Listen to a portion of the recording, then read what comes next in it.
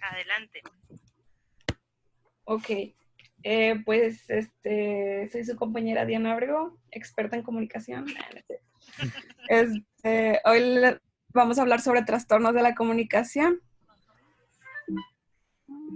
Mis objetivos, ay, ¿dónde le pongo? Ahí está. Pues definir cuáles son los trastornos de la comunicación, analizar la epidemiología y sus factores de riesgo y clasificar según los criterios diagnósticos del DSM-5 los tipos de trastornos de la comunicación que hay. Me gustaría preguntarles, bueno, más bien, ¿qué es lo que recuerdan o qué es lo que hemos visto de la importancia de la comunicación? Sabemos que el lenguaje y la comunicación ha sido muy importante para crecer como sociedad y para todo, o sea, para uno como persona, para la familia, etcétera. ¿Alguien que quiera hablar? También de lo que hemos visto de geriatría. Si no, voy a Ok. decir a alguien. Sí, bueno, pues me acuerdo que al menos podíamos clasificar en base a la comunicación en tres niveles que se podían Ajá. tener. El primer nivel es donde se puede hablar de lo que es una comunicación que sea afectiva o instrumental. En un segundo nivel, Okay. que es un poco más profundo y es una comunicación que puede ser ya sea clara o enmascarada. Y en un tercer nivel ya hablamos de una comunicación que puede ser directa o indirecta. Ajá, y cómo, ¿se acuerdan de los axiomas de la comunicación? El primero que dice que nunca se puede estar no comunicando. Ujú, Esto nos habla también de una comunicación verbal y no verbal, ¿verdad? ujú. Que, o sea, todo, desde la mirada, la voz, la respiración, los movimientos, todo influye para comunicarnos. Y bueno, ok. Es lo que les decía, la voz, la postura, la dicción, todas estas componentes son los que vamos a tener en cuenta para poder clasificarlos más adelante en los tipos de trastornos de la comunicación que hay. En los tipos de trastornos que hay de la comunicación. Antes se le llamaban trastornos del lenguaje, pero el DSM-5 ya nos habla sobre trastornos de la comunicación por este mismo concepto.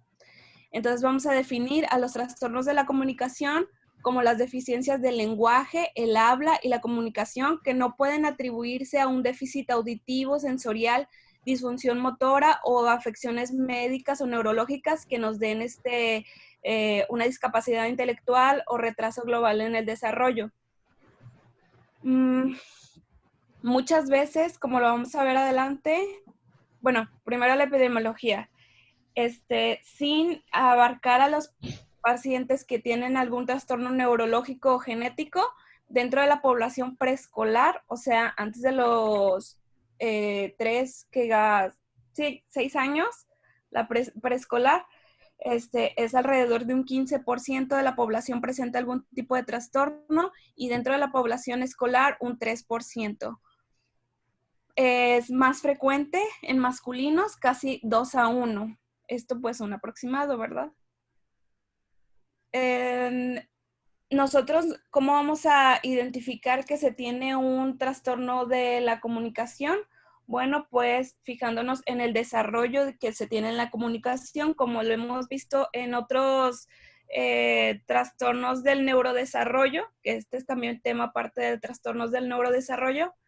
Hemos visto pues las diferentes escalas que se utilizan, la EDI, la más aceptada en la población mexicana y la más actual, que tienen diferentes áreas y dentro de las áreas del desarrollo, como habíamos dicho, está el del lenguaje.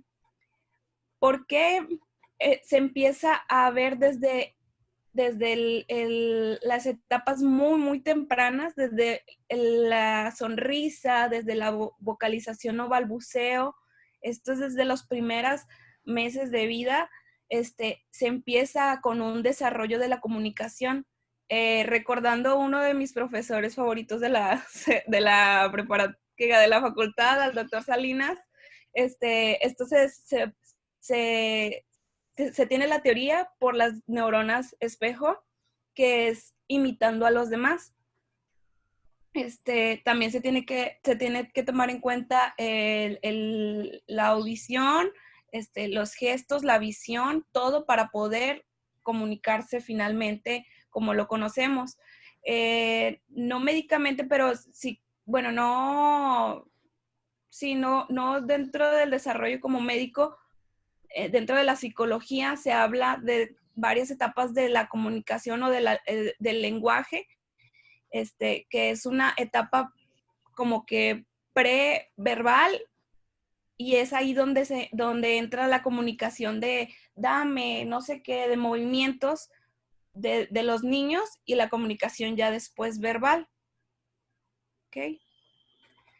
Y pues obviamente existen algunos factores de riesgo para producir un trastorno del lenguaje. Es decir, por ejemplo, un niño que nació prematuro y que tiene otitis recurrente, etcétera, etcétera, le va a faltar esta audición para poder desarrollarlo. No que la audición esté mal y que no, o sea, que ya por eso no tiene un lenguaje adecuado, una comunicación adecuada, sino que por la otitis tuvo un retraso en el desarrollo y por ende hizo este trastorno, ¿verdad? Algunos otros son antecedentes familiares. Por ejemplo, más adelante lo vamos a ver en la de fluidez, el tartamudeo. Si estás en contacto con personas que están tartamudeando muy frecuentemente, probablemente ese niño aprenda de esa forma a tener un trastorno como que de fluidez del lenguaje. También los niños excesivamente inquietos o que no escuchan o que no ponen atención, aunque no tengan el déficit de atención en sí, puede que también retrase el desarrollo del lenguaje. Niños con problemas de alimentación, o sea, por ejemplo, reflujo gastroesofágico, puede desarrollarlo. O niños excesivamente tranquilos. Hay hogares en los que solamente, por ejemplo, la mamá y el papá tienen nada más un niño. El niño pues no se comunica con hermanitos, los papás son muy tranquilos, son muy serios, y esta como no tanta estimulación provoca que el niño tenga un trastorno de desarrollo. También es por eso que es más común en etapas tempranas, por eso decíamos un 15% en la etapa preescolar, y luego ya con la comunicación constante y fluida de las personas mayores con los maestros, en las personas con los niños de su edad o menores, ellos ya se van desarrollando un poquito más porque se van contagiando más de esta comunicación. También habla de, como lo habíamos visto con Dianita, que dentro del neurodesarrollo influye mucho un entorno bilingüe. Hay idiomas que son más complicados de aprender de forma natural que otros. El español, de hecho, es un poquito más complicado aprender a conjugar, etcétera, que el inglés es como un poquito más sencillo. Cosa contraria que pasaba con lo que habíamos hablado de Anita. Y bueno, el DSM-5 nos va a hablar de 5 trastornos. El trastorno del lenguaje, así, trastorno fonológico, trastorno de la fluidez del inicio de la infancia, es decir, el tartamudeo, trastorno de la comunicación social, o pragmática, y ya los trastornos de la comunicación que no están especificados. Todas tienen sus especificaciones y diferencias diagnósticas en el criterio A, y lo vamos a ver en cada una más adelante. Pero en general en todas, pues se debe de descartar que tengan algún deterioro auditivo, que tengan algún deterioro neurológico, orgánico. O descartar alguna otra patología de discapacidad intelectual, etcétera. Ese es el criterio D. El criterio C me fui de abajo para arriba. El de criterio C es que debe de ser la aparición de los síntomas desde el periodo de desarrollo, mínimo antes de los 18. Y del criterio B, pues que sea de acuerdo a su edad. No podemos decir que el niño no sabe hablar a los 6 meses, pues no, o sea, A los 6 meses apenas estaba diciendo algunas palabras que tenga que ver con de acuerdo a su edad y que tenga que ver, que interrumpa más bien sus logros académicos o su comunicación con la familia, etcétera. ¿Ok? ¿Alguna duda hasta aquí? Ok. Bueno, dentro del trastorno del lenguaje, bueno, va a ser las dificultades en la adquisición y uso del lenguaje en las diferentes modalidades, tanto escrito, hablado, etcétera. Y debido a deficiencias de comprensión o de producción del lenguaje, y van a incluir estos 3 criterios. Un vocabulario reducido, es decir, que no conoce tantas palabras y nada más usa las mismas 2, 3 palabras para comunicarse.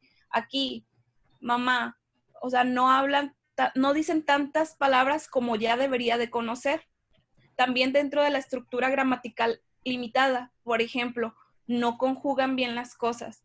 Las personas que tienen trastorno del lenguaje como tal pueden decir, yo como ayer. No, o sea, no están conjugando, no están utilizando la estructura gramatical correcta. Y un deterioro del discurso, es decir, que él va cortando las frases por esta disminución del contenido y uso de conexiones, de palabras, y no te platican una historia correctamente o con frases que tengan pues todo lo que conocemos como de la estructura de las oraciones cuando lo vimos en español, de que uso de conexión, palabra, verbo, etcétera, no utilizan todas estas estructuras de la oración. Y, por ejemplo, para que se acuerden, les puse el de dinero, aprende algo, dinero, dinero. No decía muchas palabras y no utilizaba conexiones y no estaba diciendo nada. No sé si se acuerdan del meme. No lo vieron. Bueno, les hubiera puesto el video, pero X. Ok.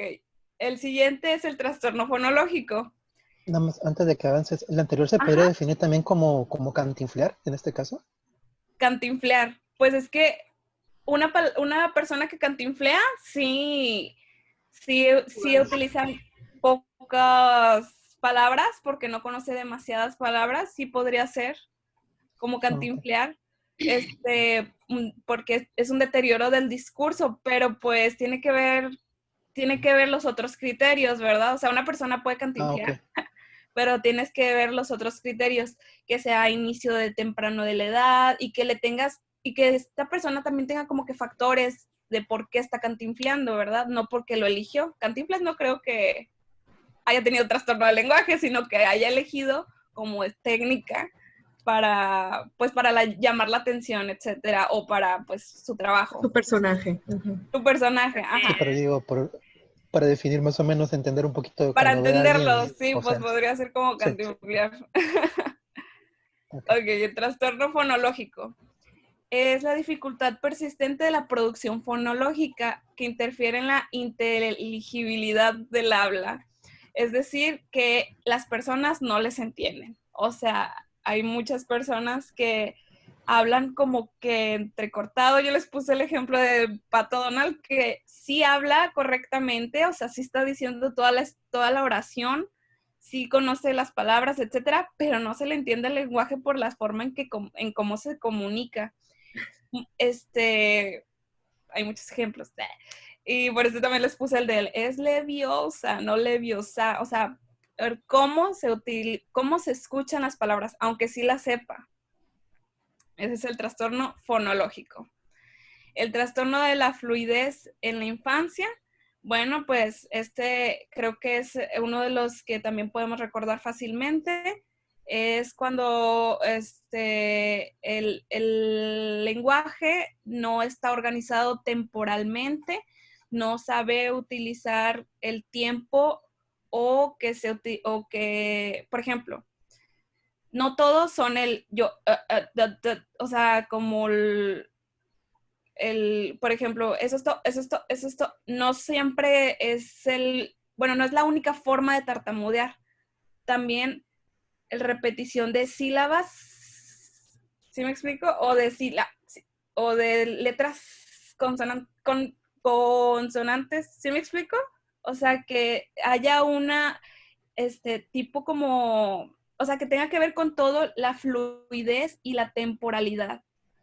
Palabras fragmentadas, bloqueo audible o silencioso. Hay personas que hacen circunloquios, es decir, saben que esa palabra los hace tartamudear y utilizan otra estrategia para decir lo que quieren decir. Y pues hay como palabras producidas con un exceso de tensión física, o sea, desde cuando, ¿qué dicen las palabras así? ¿Qué hacen un esfuerzo? Y la repetición de palabras monosílabas, como bueno, yo lo veo. Les puse de ejemplo el cochinito de... y no sé si han visto El discurso del rey.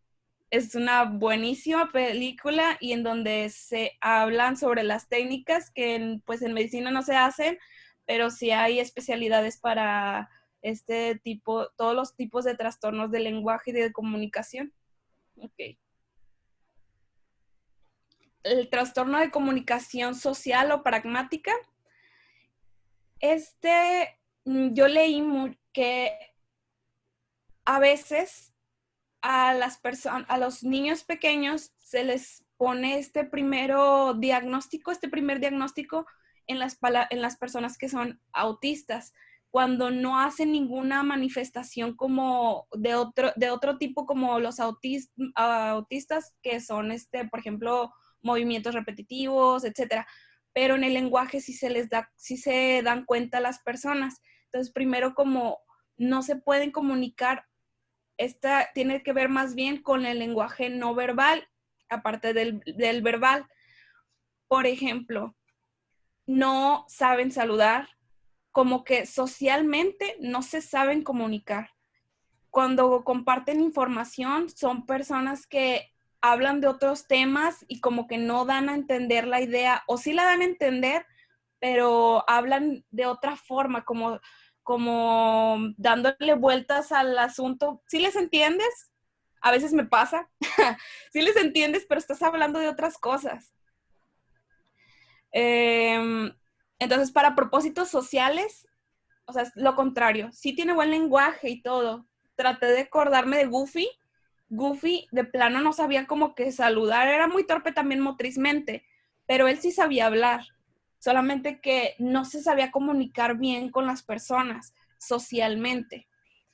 Hay también un deterioro en la capacidad para cambiar la comunicación de forma que se adapte al contexto o a las necesidades en las que se escucha, como hablar de diferente manera en el aula o en el parque. No saben ponerse en contexto o sea, estoy hablando con mi mamá, estoy hablando con un niño. Ellos hablan como más, o sea, puede ser parejo o puede hablar como si le estuviera hablando a un niño, a su mamá o a la maestra, o etcétera. Tienen dificultad para seguir normas en la conversación y narración, es decir, no respetan el turno de conversación de otro, como que hablan, sí, o sea, socialmente no están bien, no se comunican bien. Y bueno, también ellos batallan mucho para el sentido del humor. Todo lo utilizan, todo lo entienden explícitamente. Tienen batallan para los significados no literales, ambiguos, el humor, las metáforas, etc. Esa es la trastorno de comunicación social o pragmática. Y por último, tenemos los trastornos de comunicación especificados.